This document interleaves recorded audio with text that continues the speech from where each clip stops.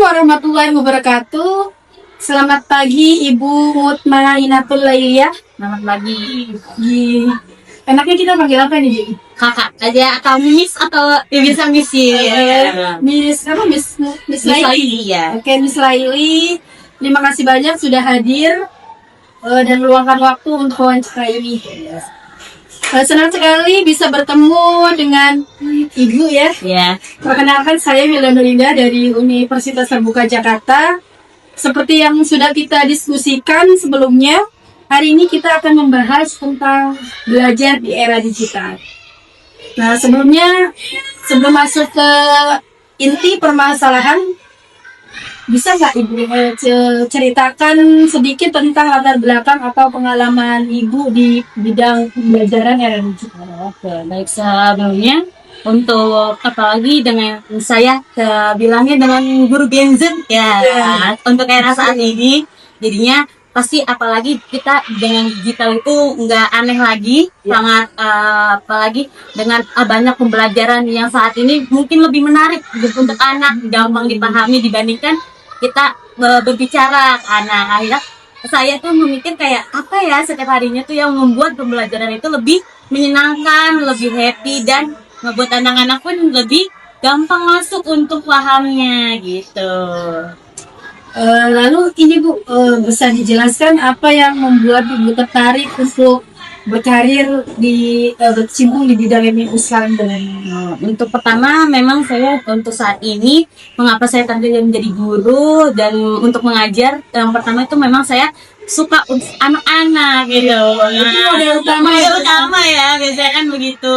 Yang kedua itu memang menurut saya yang paling opsional bisa, jadi kita bisa mengajar tuh ya kita saat saat istirahatnya, jadi kayak enggak terlalu capek juga gitu. Bisa sambil hiburan ya, Bu? Iya, betul. Oke, Ibu, terima kasih. Kita lanjut ke pertanyaan pertama ya, Bu ya.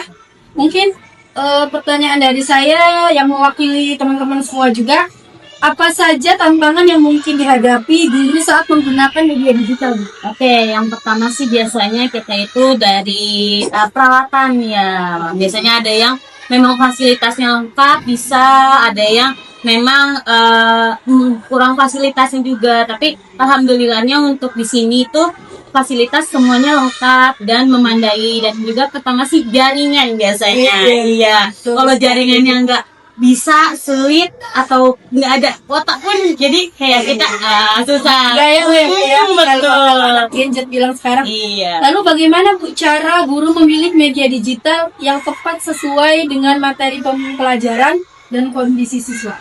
Kalau untuk materinya biasanya kita lihat dulu dari buku, tetap kita lihat dari buku. Nanti saat itu ada beberapa misalkan kayak MTK. Nah, MTK untuk saat ini kan banyak tuh pembelajaran, apalagi dengan adanya sekarang TV, smart TV ya, apalagi jadinya membuat pembelajaran itu lebih menarik dan anak pun bisa misalkan 2 orang anak nanti itu tuh bisa main gitu dengan berhitung dengan ininya. Nah. Lalu apa saja keterampilan dasar Bu yang harus dimiliki guru nih ya untuk memanfaatkan media digital secara efektif?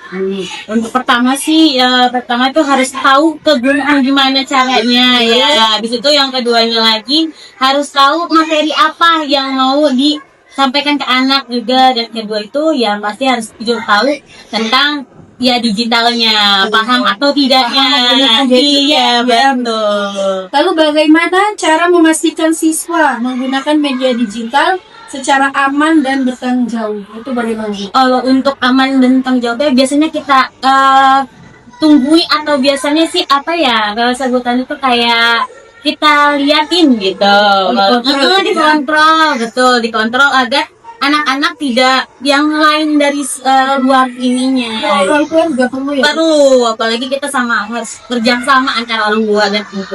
Dari durasi berpengaruh Bu? Berpengaruh juga, kita kan karena ada beberapa pembelajaran yang harus kita iniin lagi, bukan hanya satu. Ya, penting kerjasama antara guru dan orang tua ya. Betul. Nah, selanjutnya bagaimana cara mengatasi kendala teknis agar tidak mengganggu proses belajar?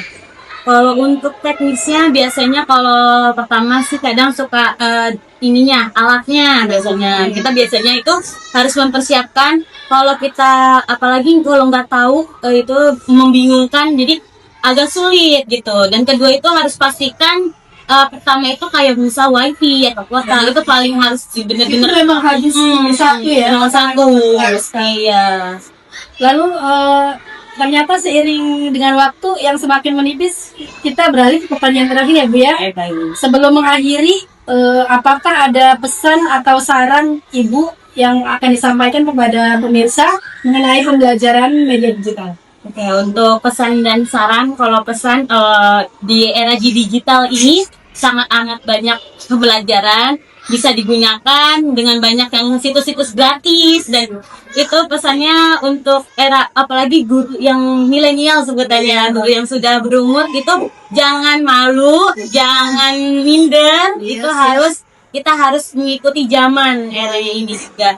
Dan untuk yang pesan untuk anak-anaknya sih apalagi semangat belajar itu pasti. Kedua itu tetap diajarkan untuk orang tua untuk menggunakan teknologi kepada anak karena untuk saat ini makin kesini pembelajaran sudah menggunakan teknologi. Memang sudah zamannya era digital yang Betul. bisa dipungkiri dan sudah menjadi konsumsi seperti hal pokok ya Bu ya? Iya betul. Ya, lalu pertanyaan terakhir nih Bu ya, kamu kasih Iya. bagaimana cara menggunakan media digital agar siswa lebih semangat dalam belajarnya? Untuk bagaimana menggunakannya biasanya itu kitanya juga apakah menggunakan situs apa jadi kita bisa mengasih ke orang tua dengan menggunakan link nanti saat kita di rumah pun guru bisa bekerja sama dengan orang tua jadi pembelajarannya kita sudah tahu di aplikasi apanya jadi supaya tidak lewat dari situs yang lain gitu khawatirnya kan ada yang pembelajarannya tahu-tahu ke situs lain menyimpang betul. Baik Ibu Mutmainah Ibu Laili ya, Iya. kita akrabnya dipanggil. Kita sudah sampai di penghujung wawancara. Terima kasih banyak Ibu Ya sama-sama atas informasinya yang sangat bermanfaat ini. Semoga diskusi kali ini dapat memberikan pencerahan bagi banyak orang ya Bu ya. Terima kasih juga kami ucapkan kepada pemirsa atau pendengar. Sampai jumpa di kesempatan berikutnya. Wassalamualaikum warahmatullahi wabarakatuh.